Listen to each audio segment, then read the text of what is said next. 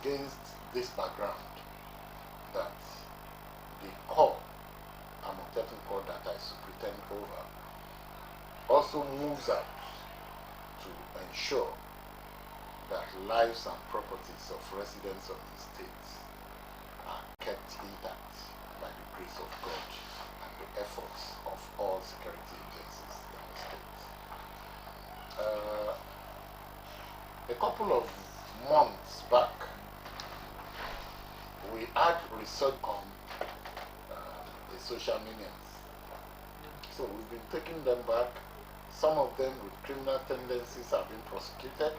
Some of them found around or to be involved in kidnapping and armed robbery had been prosecuted. By and large, I think substantially we are coming to terms to reality on the issue.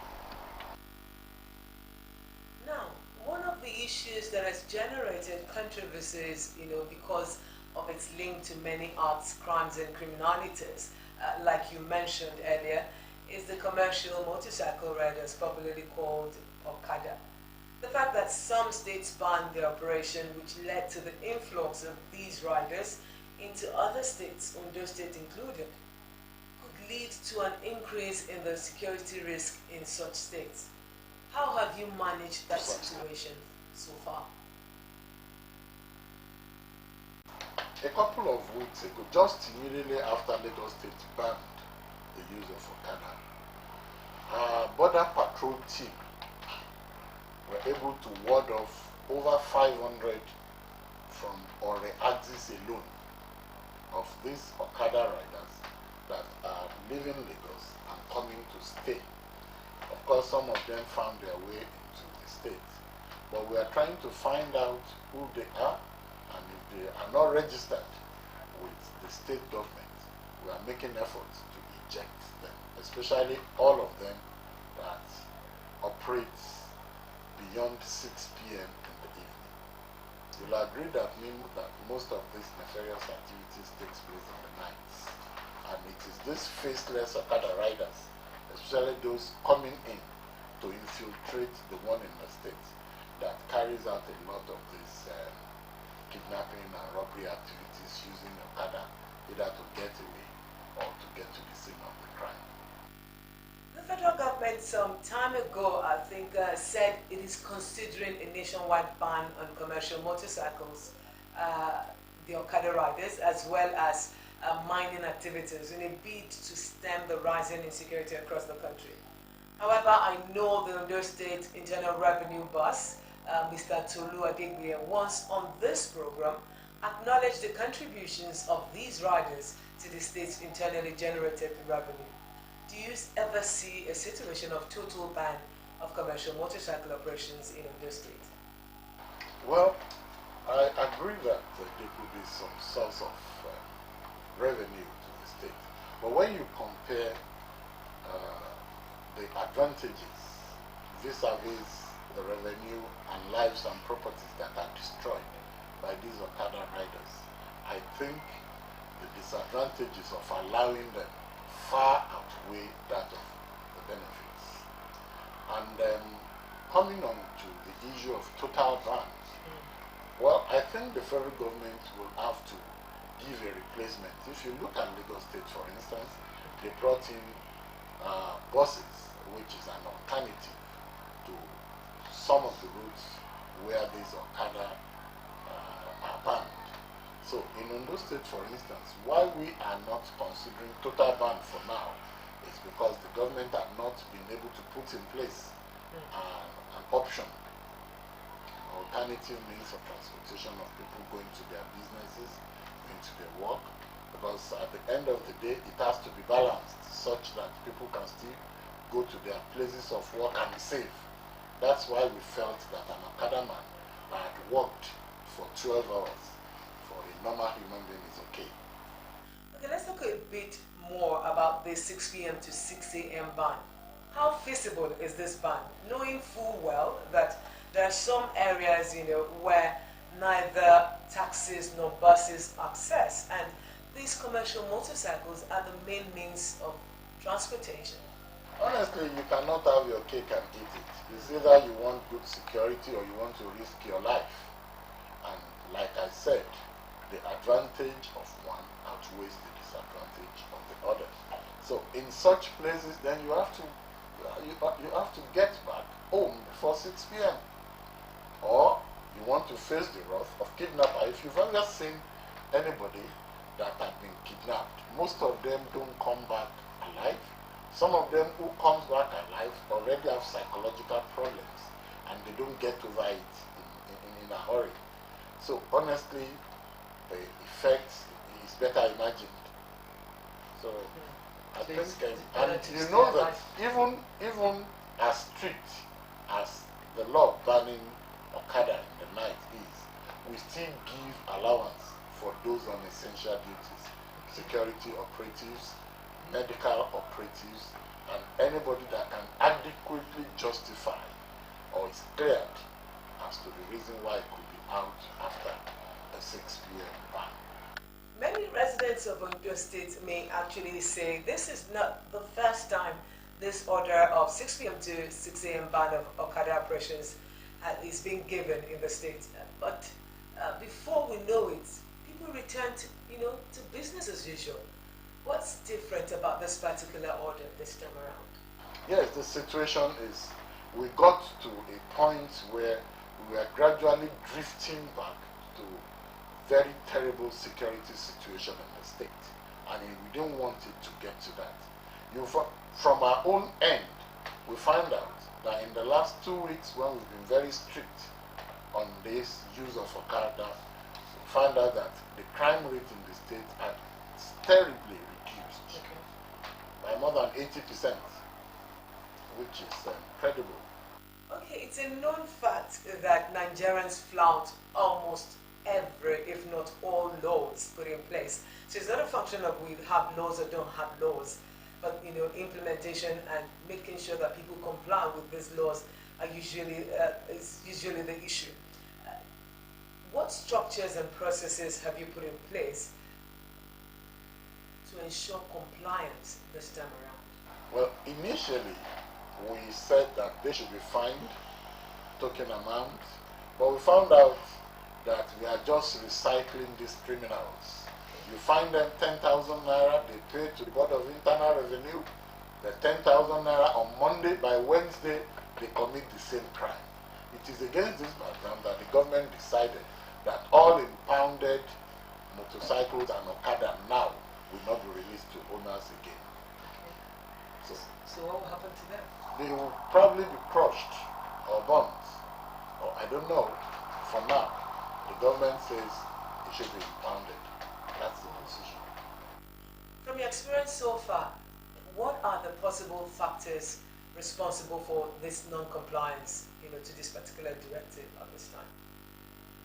A lot of activities are actually responsible for it. You find out that most of our youths are idle at home. Look at how long this ASU strike had dragged, and you agree with me that idle hands is the devil's workshop.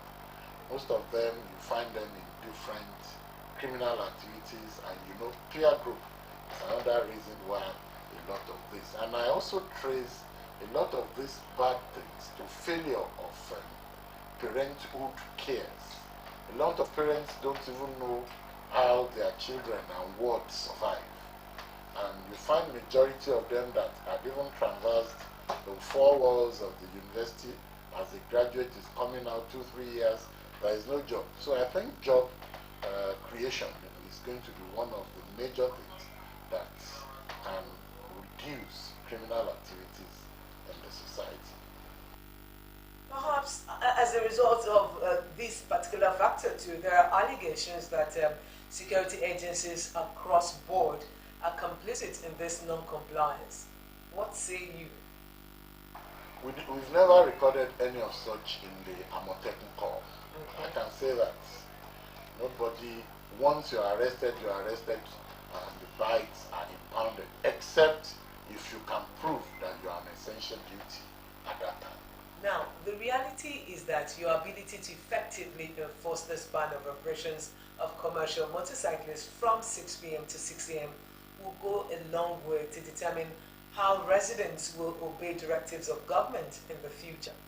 What actions will be taken henceforth against violators to ensure strict compliance of this directive?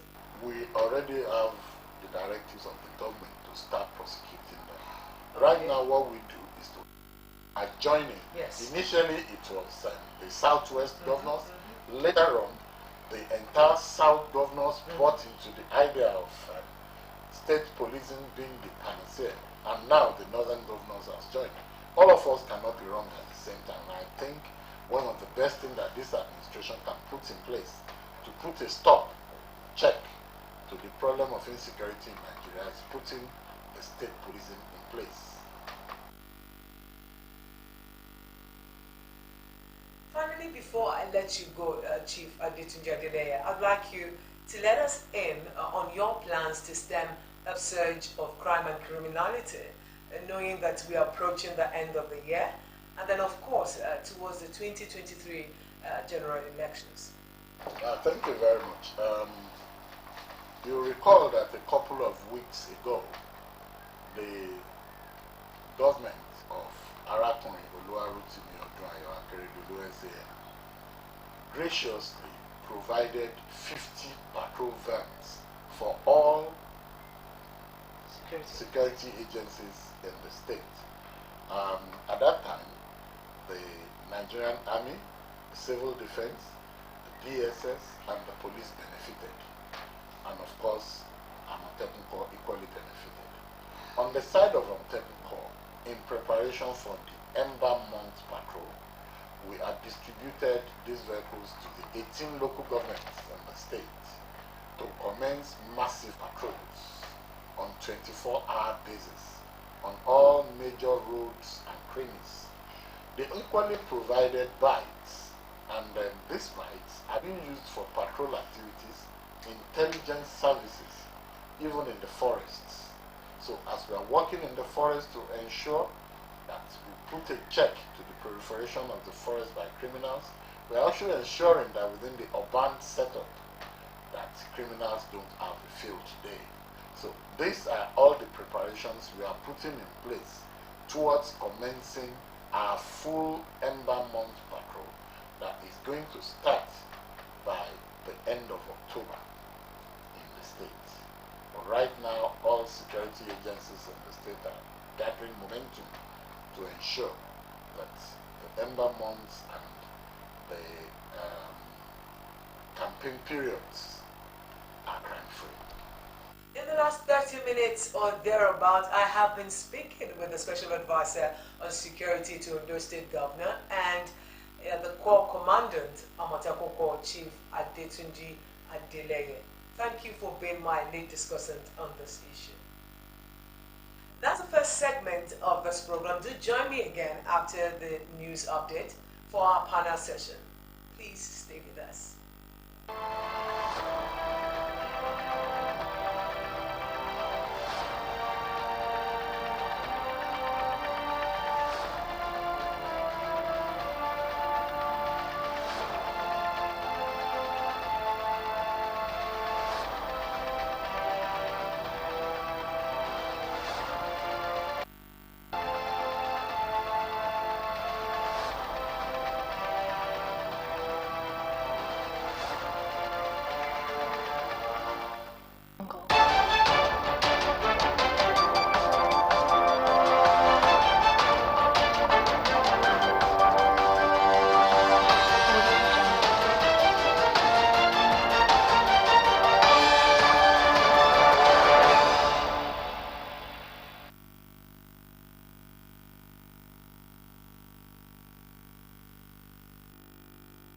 Very good evening, and thank you for joining us on the news update. I am Jane. I know. Ondo State Governor Oluwarotimi Akeredolu has inaugurated the visitation panel for Rufus Giwa Polytechnic, Owo. Akeredolu, who performed the ceremony in his office in Akure, said inaugurating the panel became imperative due to recent unsatisfactory happenings in the institution. Government House correspondent Wahab Bankole reports that the 7-man visitation panel is chaired by Professor Olabode Kolade Koriko.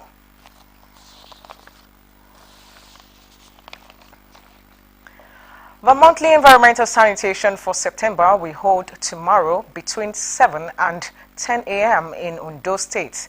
The General Manager, Ondo State Waste Management Authority, Mrs. Ayo Adeyemo, enjoined residents of the state to fully participate in the exercise. According to Mrs. Adeyemo, there would be restriction of human and vehicular movement during the exercise. She urged residents of the state to use the period to clean their surroundings and avoid violating environmental laws. Governor Nyesom Wike of Rivers State has blamed the lingering crisis within the camp of the People's Democratic Party, PDP, on the failure to zone the party's presidential ticket to a particular region. Fielding questions from journalists during a special interview in Rivers State, Wike stated that PDP ignorantly planted a seed of discord by leaving the ticket open for all to contest. He said the party jettisoned its constitution without realizing it was laying the foundation and a seed of discord in the future. Although there could be some underlying issues, a major crisis in the PDP began weeks before the party held its primary in May. This disagreement was a result of the failure of the party's leadership to yield to the demand and that its presidential ticket is zoned to the southern region of the country. The Supreme Court has struck out a suit instituted against the People's Democratic Party, PDP, seeking to enforce the zoning and rotary policy in the 2023 presidential election. In a unanimous judgment delivered by Justice Adamu Jaro, the court struck out the suit on the ground of lack of jurisdiction to entertain it. A presidential aspirant of PDP and former Deputy Speaker of Abia State, House of Assembly, Cosmos Ndukwe, had instituted the suit against his party, praying for an order of the court to compel it to uphold the zoning and rotary policy of the party. Specifically, the presidential aspirant sought for an order of the court to compel PDP to zone the nomination of its presidential candidate to southeast geopolitical zone of the country. However, Justice Jaro dismissed the suit on the ground that the nomination of candidates for election was an internal affair of political parties.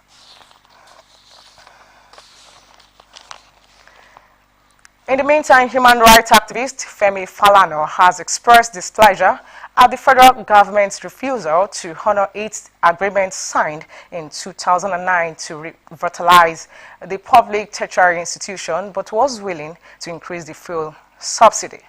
The SAN, who made this known while fielding questions from newsmen, said strikes would be avoidable if the federal government listens to ASU.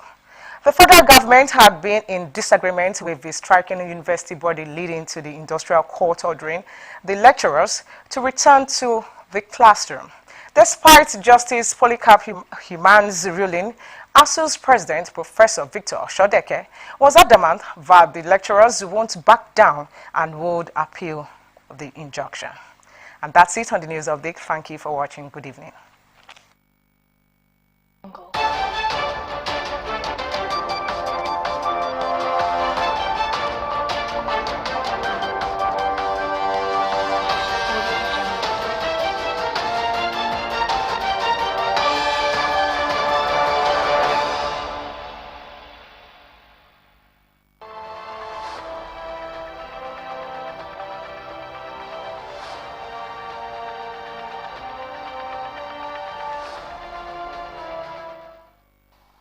Thank you for rejoining us on The Big Issue on Osrc Television.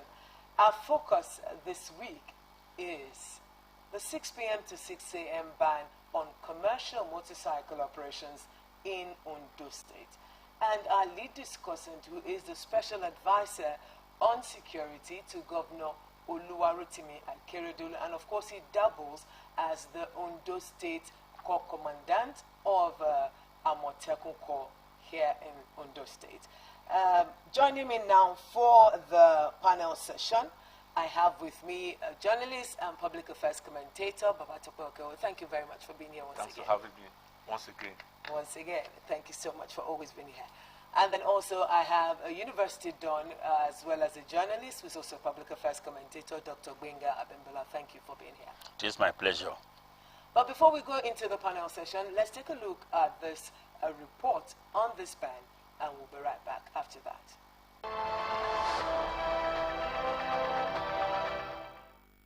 In what appeared to be the first step towards the restrictions on the operations of motorcycle under the present administration in Ondo State, government in August 2019 banned motorcycles popularly known as Okada from operating along the Benin-Ore Expressway for security reasons. Fast forward to November 2020, following the surge in the spate of kidnapping and armed robbery in the state, Governor Oluwarotimi Akeredolu banned the operation of motorcycles from the roads after 6 p.m., a recent public service announcement credited to the special advisor to the governor on security matters, Adetunji Adeleye, directed that security agencies resumed the enforcement of the ban. He who feels it, knows it.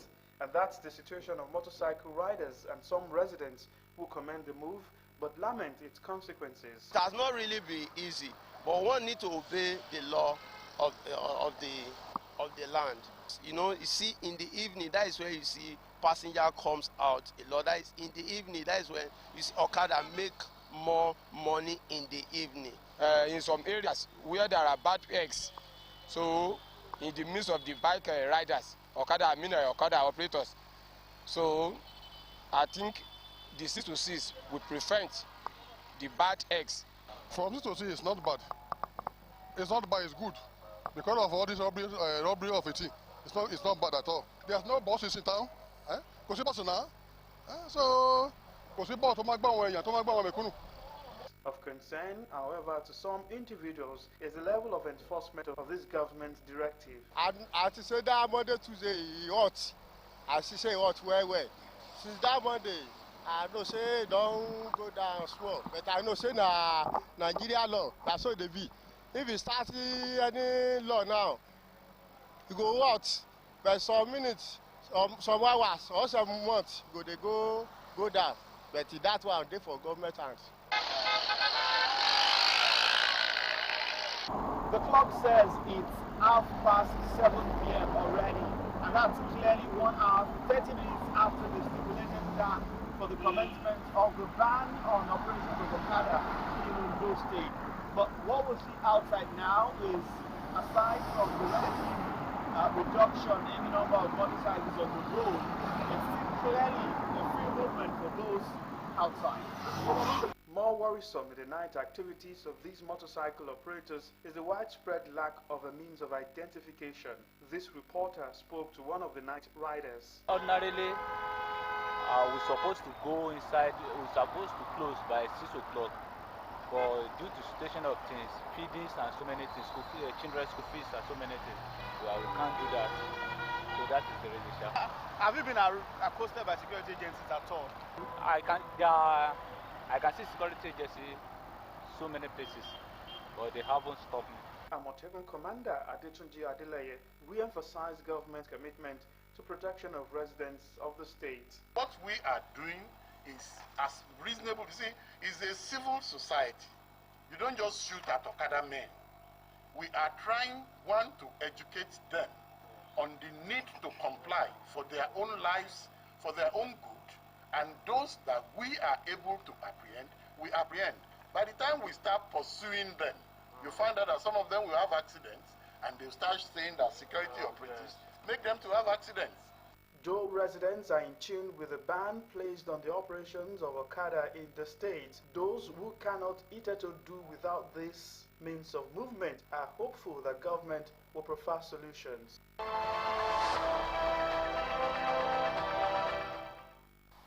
All right, we just saw that report, but the reality for me is this. We all know the security situation in Nigeria at the moment, Ondo State inclusive. And we have been in the news for a while now, for the good, the bad, the ugly, like I was saying with our lead discussant. Should it be something that we really should be emphasizing on? Shouldn't everyone key in to this issue at this time? I'll start with you, Dr. Abimbola. Yes, everyone should key in, and if we look at it, when everything is going on smoothly, normally, then people can agitate for their rights. People can say that their freedom, they will exercise it. But when things are not going on normally, your freedom is curtailed. Look at what happened during the coronavirus outbreak in Nigeria.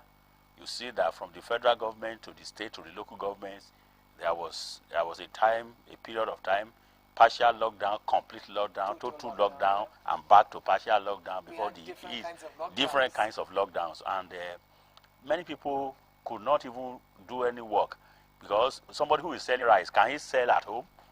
So somebody selling tomato, can he work from home? So that time, everybody, endured the pain because it was for a period of time. Now, insecurity it has come to live with us, or we have come to live with it in the past few years in Nigeria now. And we know that in this part of the country, what we are facing is really banditry and those who look at what happened, terrorists, what happened at the St. Francis Catholic Church in Owo. We were told that they came on motorbikes, and in many parts of the state like that, they use motorbike not only to shoot, not only to maim, but also to rob. Even in some closets, the outskirts of the state capital, you see when people are going back in the evening, in the night, they rob them, they snatch their bags and all the rest. So the government is now contemplating that. Government is no longer government has issued the directive, and what government is trying to do now is enforcement. If government is trying to enforce the ban, I think we cannot blame government. But what we need to do is to educate members of the public and also to find a way around it. The truth is that 6 a.m., there's no problem about that, but 6 p.m., it is not yet dark. 6 p.m., because even in government business, people close at 4. They go to market, they go to do shopping here and there.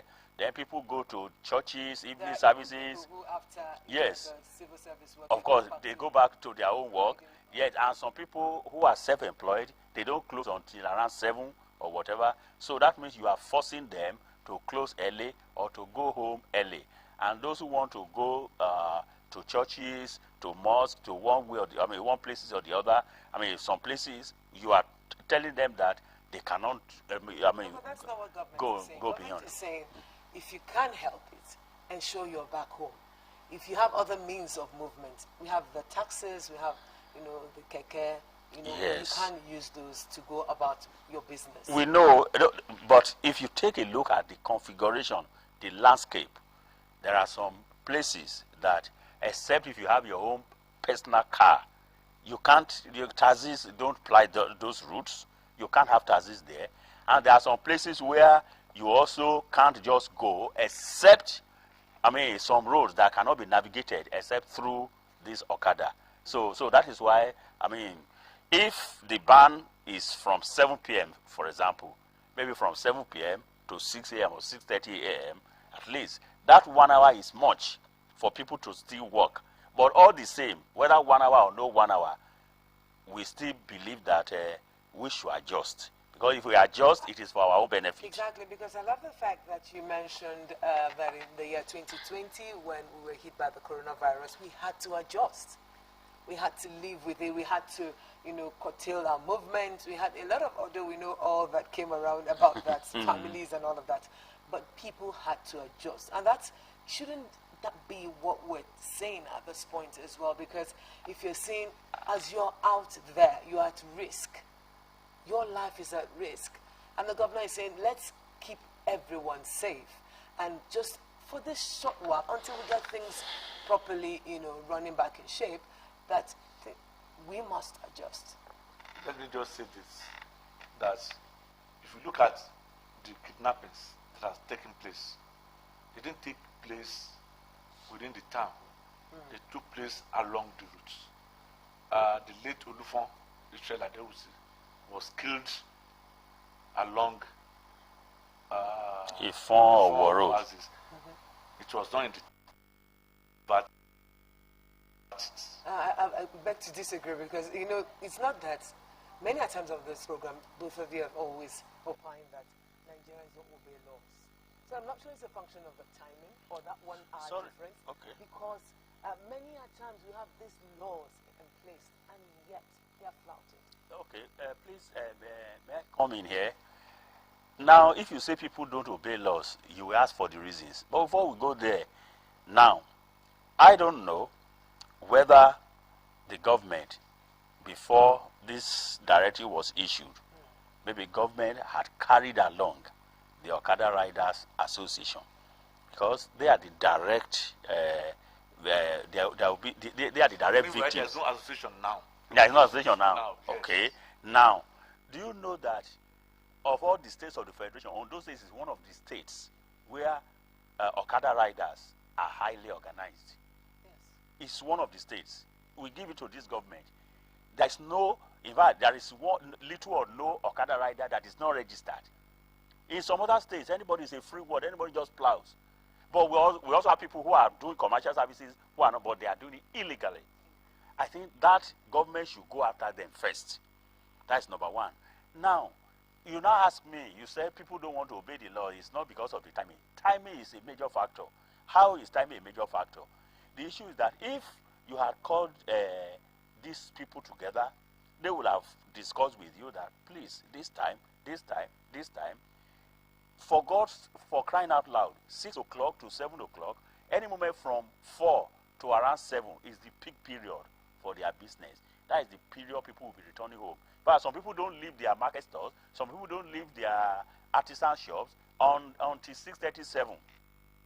Somebody, I read a report yesterday. A woman was going to hospital and gave birth on the road. Because probably there was no means of transportation from her house to the maternity center that she was going. So what I'm saying is that laws must have human face for it to be obeyed, for it to be implemented. And are you saying this does not have human face? What I'm saying is this, that we should look at the condition of those people who are riding those bikes. Some of them took that bike or those bikes on loan and they want to pay back. Now, if you limit the time they can work to curtail it to that time, and that's their peak period, they will feel that government is not being fair to them. So for government to be fair to them, and for them to be fair to the government, because they pay tickets as well. Don't you think the welfare and safety of the majority should come first? We have states who have actually outrightly banned use and that is why of we have commercial more motorcycles. crime being committed in those states. I'll tell you, there's no how somebody can work from morning till evening. I will not be tired. He will just go back home and sleep unless he has criminal tendency. But if somebody is jobless, like the special advisor said, that an idle hand is an idle man. Is the devil's workshop. So if somebody is working, we have graduates who ride these commercial motorcycles. We have people who do it even after the close of work, who are civil servants, senior civil servants. Instead of just staying at home to watch television, they now take that time to do the business. So it is time. They should give them more time. And what are we saying? 6 o'clock is still not night. It's not night in Nigeria context. It's not night. Sometimes if it is during the but we already established that these crimes could happen at any time. If it could happen anytime. It could happen there's any no time, point. but it's safer and it's more rampant, of course, In the night. Good. Okay, We are saying the same thing. let me ask you a question. The robbery, the incident, when did it happen? Was it in the evening? It was in the morning. Isn't it? The killing of what do you call him, the monarch, was in the afternoon. Anyway. So what we are saying, trying to get what I'm saying. happening in the night. What I'm saying, not majority. We have to do the analysis to look at it. Sorry, my brother. If it happens majorly in the night, then the ban should be in the night, not in the day, not in the evening. So should be in the night. Excuse me. Let me just say this. Let me just tell you. I think we are just scratching the symptoms. Yes. Let me just say it that there are some states that have banned outrightly at law the use of motorcycle. Yes. So let us check the crime rate in those states and compare it. Now, in these states that we want to limit their hours of work, let us look at those crimes. We look at when did it happen? When was it reported? It is then we can now come up to say, let us do it. You know, many of, like I said something, one of the problems we have is we don't actually plan. We just wake up and make some laws. And one of the reasons why people say, how will these people curtail my means of livelihood? So they will look for a way to subvert the law. And that is why the criminals, the crime is always ahead of the law. They will look for a way to do what? To subvert the law, and which is terrible for our system. So I will advise, if I have my way, to say, please let us extend this thing to 7. 1 hour is not too big. So anything after 7 will actually, they have given you enough time. That's 13 hours of work. So they will not have moral right to say, okay, we want to keep on working. So, and let me just say this, sir. Some of us who have cars, we go and we have problem when going home. So we leave the car. How do you get home that day? Maybe we are coming from a special assignment, or those who have essential duties, they are coming from their place of work or assignment, and the car have a problem. How would they get home? Would they sleep with the car? No. So there should be allowance for those issues, so that there will be full compliance with that law. Talking about that, before you speak, we know that we have, if you find yourself in such a case, we have all these private cars now. All you need to do is put a call through and then you get one. You are talking as if we have a very stable economy in Nigeria. You see, we have to look at the laws that we are making to have human face. That's what I'm saying. Before that, if without that, it will also lead to another kind of problem. Okay, now I said it the other time. I said we are just addressing the symptoms. We have not really looked at the root cause. Now, how did we find ourselves into where we are now?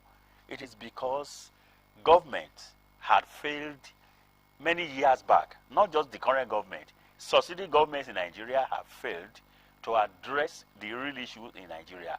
What are the real issues? One, we don't have quality education. We don't have quality health care.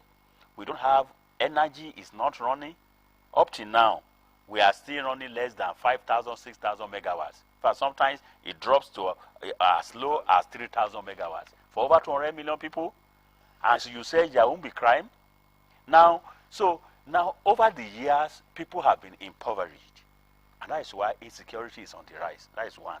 This Okada we are talking about, if say we have a stable economy, even in Japan, Asia, Japan is the largest producer of all these motorcycles. Is it Honda? Is it Yamaha? I know that. Yes, I know that China is also producing. Some other countries are also producing. Even in Europe, do they use it for commercial purposes in their country? This is an indication of third world and underdevelopment. Not no world at all. No, so sometimes sometimes I because if our roads are good, you can charter any cab anytime. There are some places people live in this Akure state capital, not to talk of interior, not to talk of villages, where you cannot carry any cab. Even some people who build their houses there, they own car, they cannot park, they cannot drive home because of the poor condition of the access to their environment or to their homes. What are we talking about is that we have not fixed Nigeria. If we want to fix Nigeria, we should begin to address our minds into one, how do we engage these graduates? Because it's not that government cannot employ directly. If government is employed directly, it's a waste of resources. Government should create an enabling environment. If our President has said there are no jobs. yes, so if our power sector is fixed, many jobs will spring up. Then we are talking of farming. We are mouthing it. How on earth, this 21st century, and in this 21st century, we have spent more than 2 decades in it, more than 20 years in this 21st century, and we are still depending on hoes and cutlasses to farm. We are still doing subsistence farming. How can we cope? So we don't have mechanized. How many mechanized farmers are operating in Ondo State? In the US, 1 farmer or 2 farmers can feed the entire Ondo State. If I mean, with mechanized system of farming and just to be created, we are just, even our production is low. Even when we produce, we don't have storage, and that is why most of the goods we produce perishable. Those that are seasonal. Yes, seasonal. We don't have storage facility. Then, if we don't have storage, what about processing? We don't have processing facilities. So all these things, the value chain in agriculture, which God has given us land, FOC, good climate, good weather, comparative advantage, we are wasting away. The oil we depend upon, and the unfortunate thing is that oil, we don't even have the refineries to refine it. We just sell the crude abroad. We now buy in exorbitant price and say we are subsidizing fraud again. And we are using the proceeds to pay loan. So all these things cannot make crime to go down. And the system of government we are practicing cannot encourage our economy to come up. Because how on earth we say we are a federal system and we take all the resources to Abuja and governors go there to now beg and they share every month? It's not done. Nigeria cannot. This is the issue. That is why I love what Governor Akeredolu was also saying, that restructuring is the way to go. So anybody who wants Nigeria to be fixed must be talking about restructuring. Restructuring is different from breaking up. We are not saying breaking up. We have diversity. Restructuring will countenance our diversities. Then how do you want us to be doing the primary school here with the same primary school in Jigawa? Do we have the same culture? We are teaching the same curriculum. We have his bar there. Prohibit alcohol. And you are coming here to take tax, the proceeds. And they have more local governments. So these are the issues we have to look at. And apart from that, Corps Commander Adetunji, the commandant, he mentioned in his submission when you were interviewing him earlier, he said that people just come from the northern part in trailer lorries and they will just drop them. Where on earth do they practice that kind of system? You just carry people who have they don't know anybody here, they don't have they don't know nobody, no link. Youth, able-bodied men, will just bring them to the south, to Akure, to different places, and to Ado-Ekiti, dump them, and they enter the bush. What are they going to do there? And they begin to perpetrate crime. But if we have a real federal system, this thing will not happen. It cannot happen like that. And let me just say, and that's why the state police that we are talking about, Amotekun, if not because of Amotekun, only God knows the situation will be in the southwest now. So if we have a real federal system, then we are not going to have one unit of command for policing in Nigeria. You wanted to answer? Yes. When he was talking about bringing people, yes, dumping them, and returning some of them will be returned and to come back again. Mm-hmm. Once we have a very good system that can check the influence of these characters, and in the process, not all of them are Nigerians. Of course. When you look at it, we have gone to the police they have paraded some criminals. Some of them are not Nigerians. Some of them from Niger, from Chad, from Sudan, from Mali. About the porosity of our borders. Of course, now. Are you getting it now? And for instance, those states don't share border with any foreign country. Where do we have Nigerians here, Chadians here, Malians here, and these are the peoples, and they are the people that are security men in some of these big establishments. And what do? They sometimes kill the owners and run away, and they will never be arrested because they will go back to their country. So we have to commend the efforts of the Amokatekun in trying to check the activities of these strangers. In doing that, we should not also endanger the means of livelihood of our members. So that is the need. There's need for balance. Okay, from all you've said about the federal government, I need the bulk passing back to them. And what was your take when you now heard the news that they were considering actually outrightly banning commercial motorcycles, and the fact that he actually said, it was said then that at least this is just less than 1/3 of the population.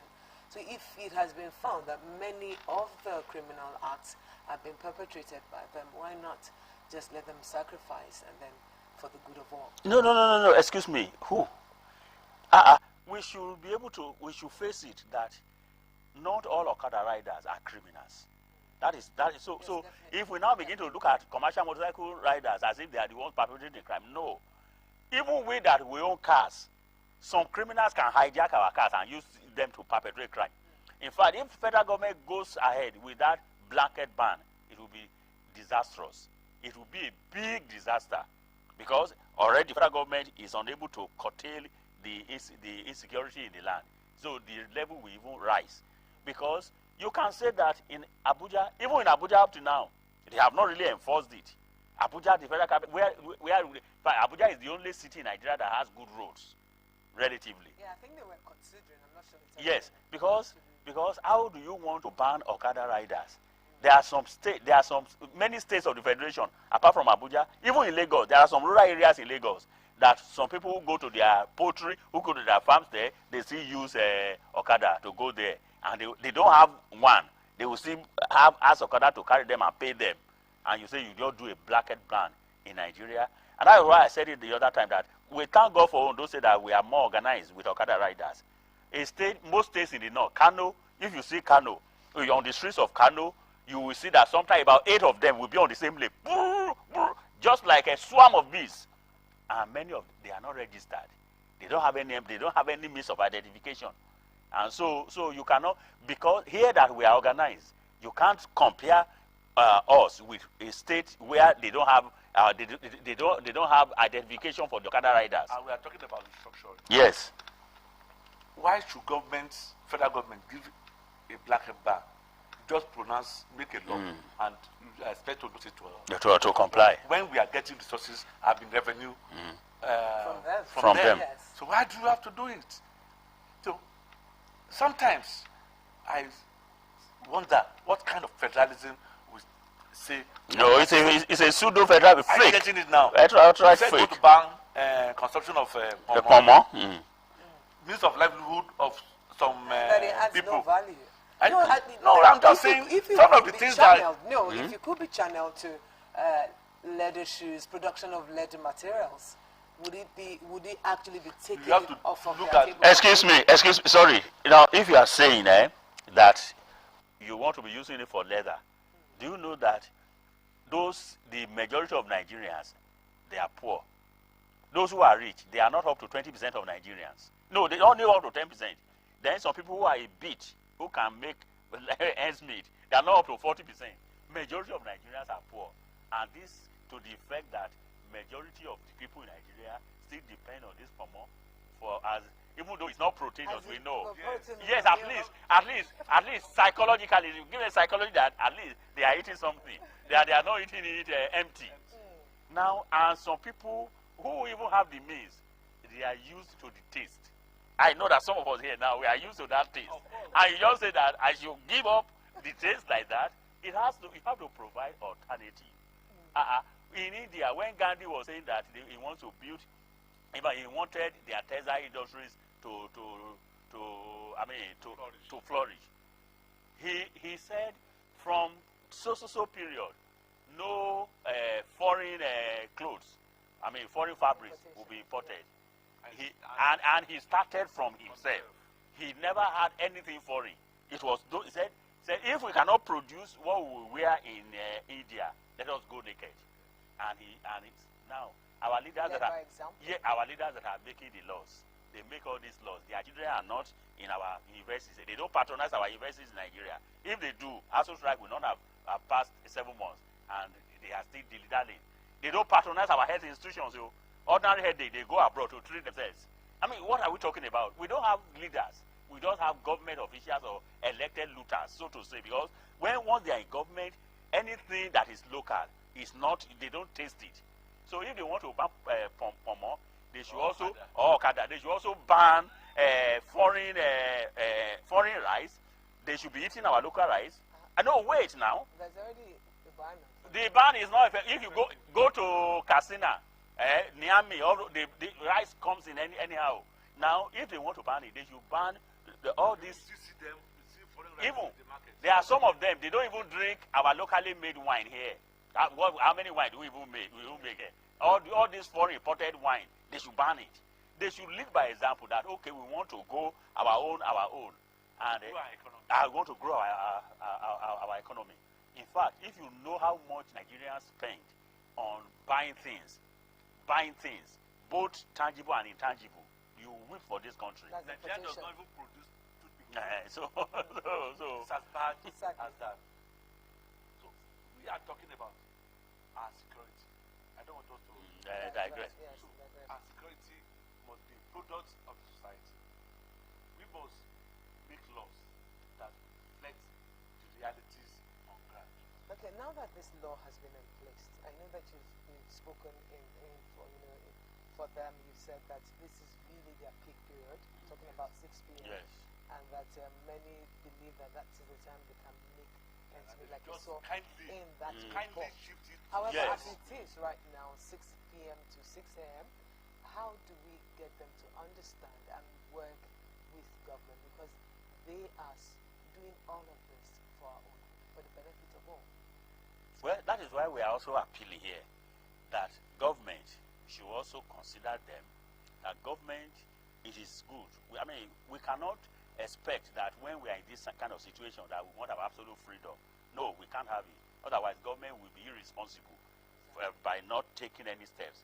So we commend government for these steps it is taking, but government must also look at the reality of ground that these people, it's not that they will not comply if you want to force them to comply, but the ripple effect. Commander Adetunji also said that when you look at the disadvantages of allowing them to be free, that disadvantages will be far more greater than the advantages of curtailing their freedom. Fine, but we are saying that just give them 1 more hour. Then, apart from that, do proper education and sensitization. In fact, in some of these things, there is nothing bad. I don't know. I don't want to. I'm not an Okada rider. I don't have any. But I don't know whether government had really met with some of these critical stakeholders before government brought it out. If government had not done that, it's not too late. Government can still engage them. In fact, it is when they are engaging them that they will bring some of the Okada riders to this show like this, to bring them to television, bring them to radio, and once they have bought into it, they are the ones that will now begin to help government to sensitize their members and advise their members to comply. Because sometimes you cannot just say because you have a Motekun call, you have the police, they want to enforce.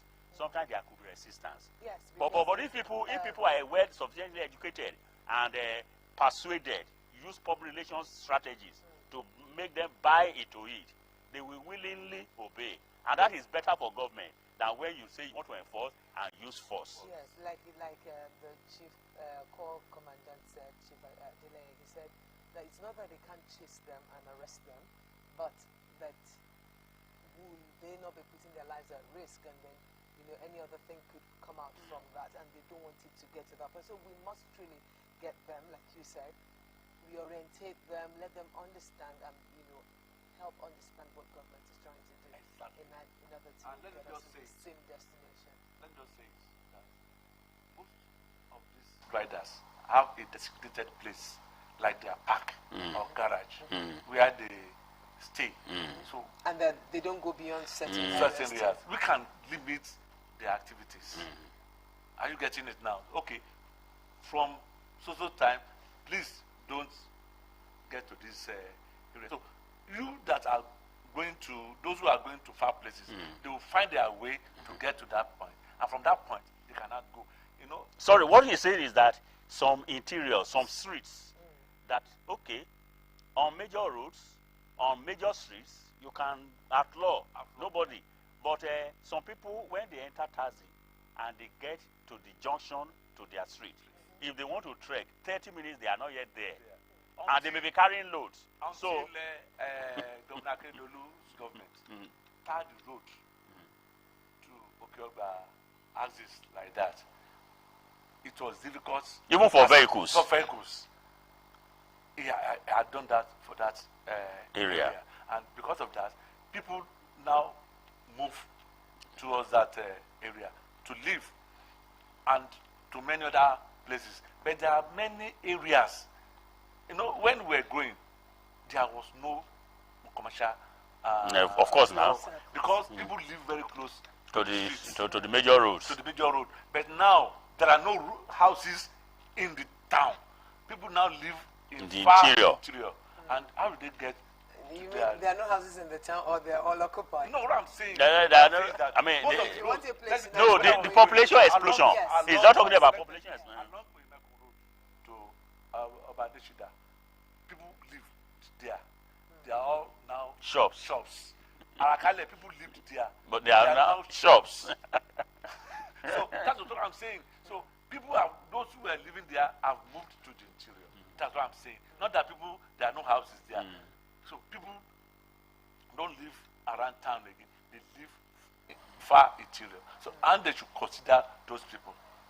All right, how would you assess, being journalist yourself, how would you assess your role in terms of helping the people understand the directives, regulations laid down by government in order to make life easy and better for everyone? Have journalists like yourself done enough? Let me tell you, we have a situation on ground. It's a very critical situation. We have what we call illiteracy.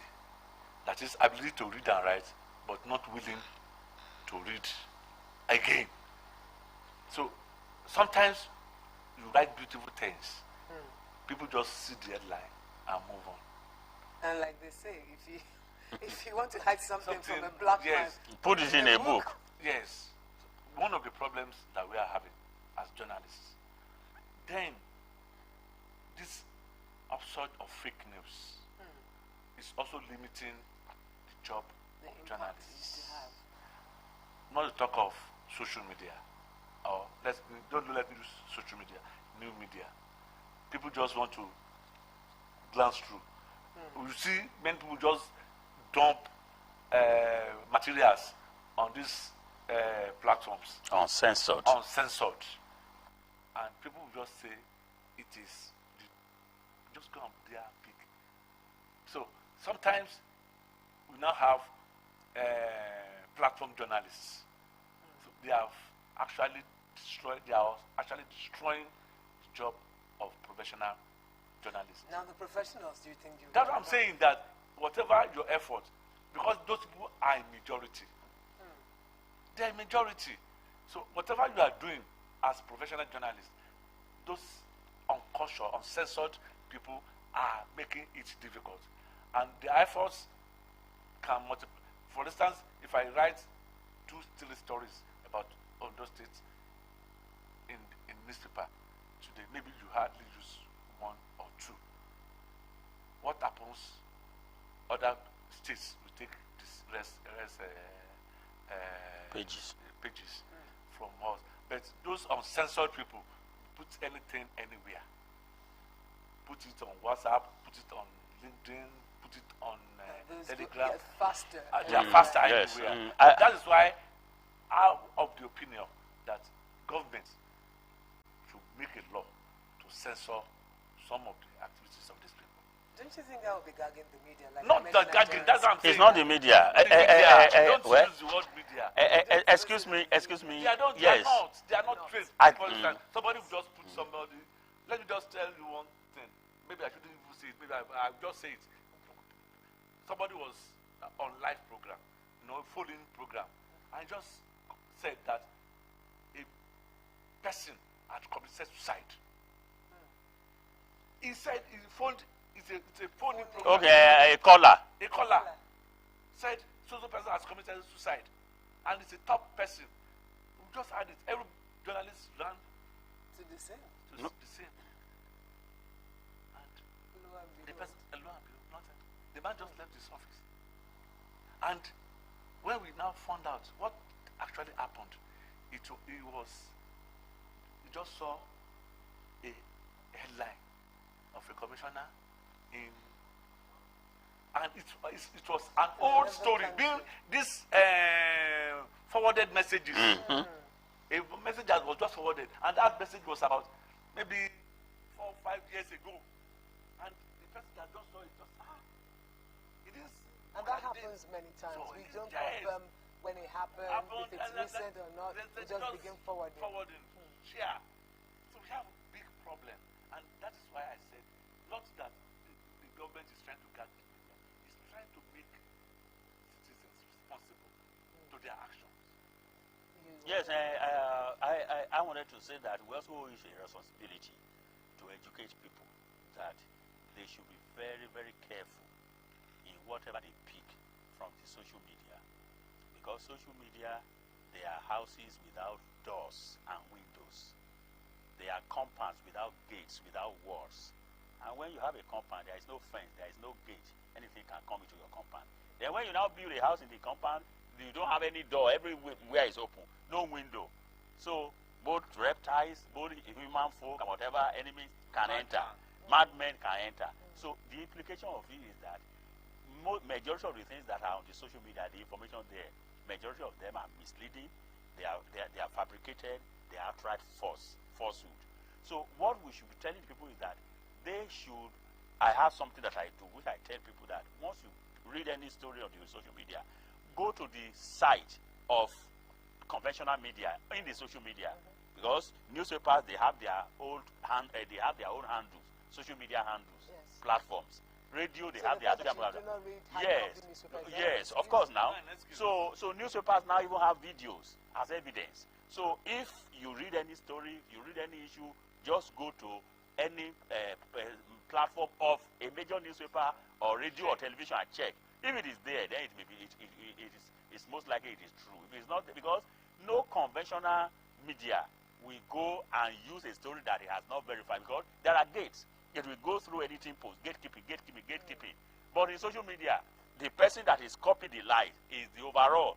He doesn't go through any editing, doesn't go through any censorship, anything. So it goes on like that. So we should be circumspect. But as he's saying that, I had written a paper and have even delivered a paper on this issue before that. Do we make new laws to regulate the social media? I said no. We have existing laws. But what we can do is that we can adopt a system. There are so many countries that are doing very well, especially in the Asia, China, Japan, or whatever. They don't throw their internet open, that everybody just push anything there. They don't allow that. So we should also be able to. We have our regulators. We have the NCC. We have federal government agencies in charge, because anybody that has not fallen victim of a social media harassment will not be able to understand. Yes. But somebody who has fallen victim will be able to bear witness with us. And then the media organizations should train their men. Yes. Train and train them. Let me give you an incident happened in the police station and at the police headquarters.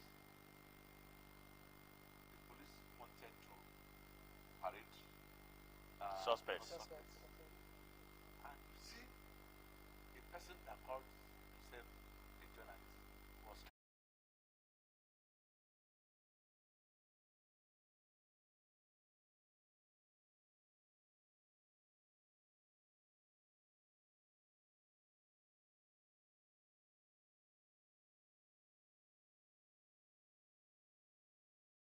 what kind of nonsense are you doing?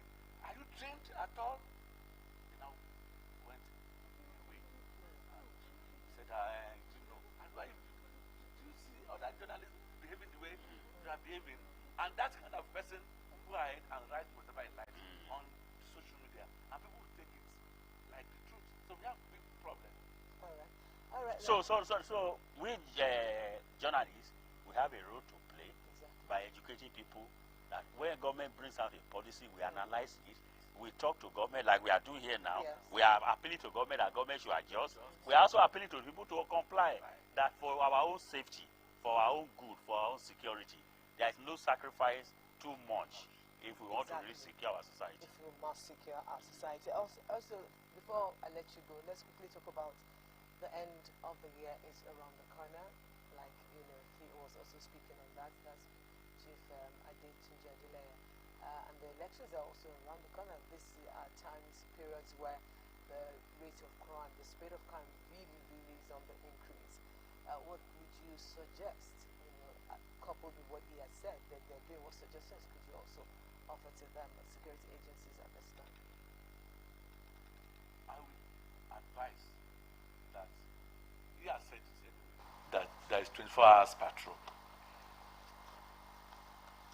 There should be synergy among the security agencies. There should not be rivalry. I will say one thing. Today, police arrest somebody. Tomorrow, Amotekun parade. Like maybe who is better among the two agencies, or DSS tomorrow. So there's need for them to work together. When there was a time they had a joint task force, it will consist of all the security agencies. I think it is high time the government did something like that, so that all the security agencies will be working. I think the corps commandant also mentioned that they are working alongside their sister security agencies. Now, what I'm saying is that there should be joint task force. Okay. They can work together in form of intelligence sharing, gathering, then backup issue. Yes. For instance, maybe Amotekun was in a place and they wanted to overpower them, then they can call the soldiers or the police to reinforce. No, that's not what I'm saying. That there should be a standing task force that will patrol throughout the nooks and crannies of the state, especially those crime-prone areas. Once again, okay. So, you want to ask something? Yes, our time is up, but I just want to chip in that last December, the festive period, Amotekun did a very wonderful job. In fact, in the state capital, there was no major joint or road. You didn't see them. And you see that everywhere was calm. I also want to charge Amotekun that he should step up his game and do more. Then, as he rightly said, other security agencies should also join hands and patrol our cities and our villages. On that note, we'll make it a wrap at this point. Thank you so much for sharing your views on this issue with me today. Thank you. It's my pleasure. Yes, thank you so much for your time, dear viewer, as well. And all we can say is, everyone, let's comply with this particular directive. It is for our own good. It might be inconvenient. It might, yes, cost you something at this time. But if there are no passengers out there for these Okada riders, as we popularly call them, the commercial motorcycle riders, then they will also be willing to comply to this directive. 6 p.m. to 6 a.m. is all that the government is asking for. At this time, let's please comply. So we'll come here with same time next week. I am Obi Chukwemeka Oti. Bye-bye.